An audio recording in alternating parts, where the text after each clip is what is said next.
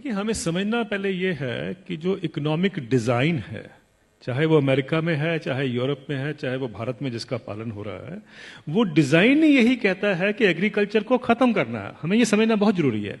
अब देखिए, अमेरिका में किसान खत्म हो चुके हैं, हार्डली 2% से पॉपुलेशन से कम रह गए हैं। यूरोप में हर मिनट में एक किसान खेती छोड़कर जा रहा है, और भारत में और चाइना में या डेवलपिंग कंट्रीज में अब सारा जोर है। अभी आपको याद होगा, रघुराम राजन साहब भी खुद कहते थे कि सबसे बड़ा रिफॉर्म भारत में तब होगा जब हम खेती से लोगों को निकालकर शहर में ला सकते हैं, क्योंकि शहर में दिहाड़ी मजदूर की जरूरत है।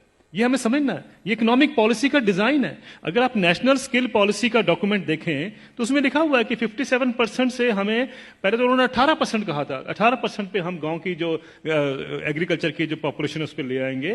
फिर उन्होंने कहा 38% पे अब आ गए हैं, 57 से 38% कर देंगे वो 2022 तक।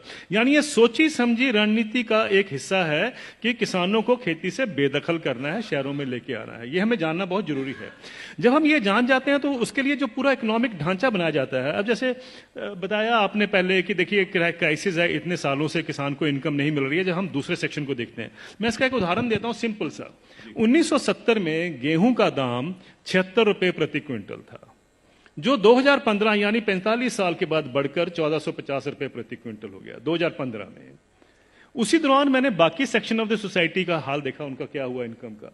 मैं सिर्फ बेसिक पे और डीए ले रहा हूं। उसी दौरान में 45 साल के पीरियड में सरकारी मुलाजिम की जो बेसिक पे और डीए है वो 120 से 150 गुना बढ़ गया, और जो स्कूल टीचर्स की जो तनख्वाह बढ़ी है उस दौरान में वो 280 से 320 गुना बढ़ गई। और जो कॉलेज के यूनिवर्सिटी प्रोफेसर्स हैं उनकी तनख्वाह 150 से 170 गुना बढ़ी है उस 45 साल के पीरियड में। किसान की जो इनकम है, जो गेहूं के दाम से या धान के दाम से आप नापेंगे, वो 19 गुना बढ़ती है। अगर ये जितने सरकारी मुलाजमों की भी अगर इनकम 19 गुना बढ़ी होती तो ये नौकरी छोड़ चुके होते आज तक। प्रॉब्लम यह है कि किसान का हक क्या बनता है। अगर हम 45 साल के बाद जब उसको 1450 रुपए मिले थे, अगर मैं 100 गुना भी उसकी इनकम बाकी इनकम पैरिटी के नॉर्म से चलता हूं, तो उनकी इनकम जो है या उनका मिनिमम सपोर्ट प्राइस जो है वो 7,600 रुपए प्रति क्विंटल बनता था। ये उनका हक है। 7,600 रुपए क्विंटल बनता था, उनको मिला 1450 रुपए। फिर ये कहा जाता साहब ये पैसा कहां से आएगा। कभी आपने पूछा जब कॉर्पोरेट को पैसा दिया जाता है कहां से आएगा? कभी आपने पूछा 7वां वेतन आयोग का पैसा कहां से आएगा? 7वां वेतन आयोग जब सारे देश में फैलाया जाएगा, अभी तो सिर्फ सेंट्रल गवर्नमेंट का है, तो क्रेडिट स्विस बैंक की स्टडी कहती है 4,80,000 करोड़ रुपए हर साल एडिशनल खर्चा होगा। किसी ने नहीं पूछा कि पैसा कहां से आएगा। किसी ने नहीं कहा कि फिस्कल डेफिसिट बढ़ जाएगा। आप किसान को 2 लाख रुपए दे दीजिए, 2 लाख करोड़ रुपए अनाउंस कर दीजिए साल का देंगे, हाहाकार मच जाएगा इस देश में। अरे ये पैसा व्यर्थ जा रहा है, ये लोग डिजर्व नहीं करते हैं, ये सारा कुछ होगा, फिस्कल डेफिसिट बढ़ जाएगा। लेकिन इंप्लॉइज के लिए किसी ने कहा फिस्कल डेफिसिट बढ़ जाएगा?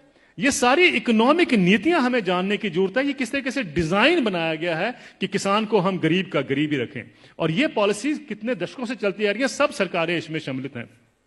अब आपका जो सवाल था कि ये क्या कारण है, इसका कोई बीच का रास्ता भी हो सकता है। बीच का रास्ता हम क्या ढूंढते हैं, मुझे एक छोटी सी बात बता दीजिए। जब आपका इनकम मिलती है, 7वां वेतन आयोग मिलता है या किसी को भी अपनी इनकम मिलती है, तो क्या कभी किसी ने सोचा है कभी किसान को कभी हाउस रेंट मिला हो, कभी एजुकेशन रेंट मिला हो, कभी हेल्थ अलाउंस मिला हो, कभी बच्चों के लिए मेडिकल अलाउंस मिला हो?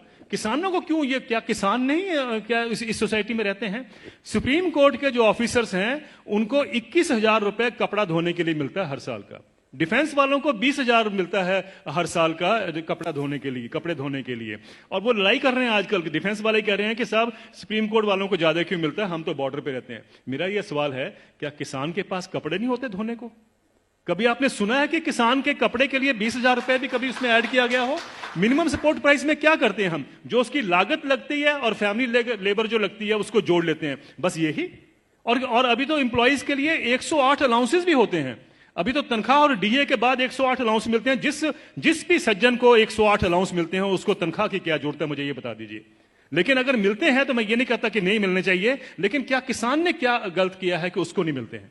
मैं ये कहना चाहता हूं, कभी किसान के एमएसपी में हाउस रेंट जोड़ा गया है, कभी उसका मेडिकल अलाउंस जोड़ा गया है, कभी उसके बच्चों के लिए एजुकेशन अलाउंस जोड़ा गया है? क्यों? क्या उसने बच्चे नहीं पालने हैं?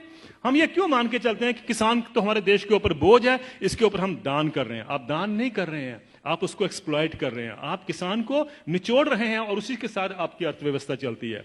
यह अर्थव्यवस्था के जब तक हम ढांचे को नहीं देखेंगे, हमें समझ नहीं आएगा कि किसान को मार इतने सालों से क्यों पड़ रही है। क्या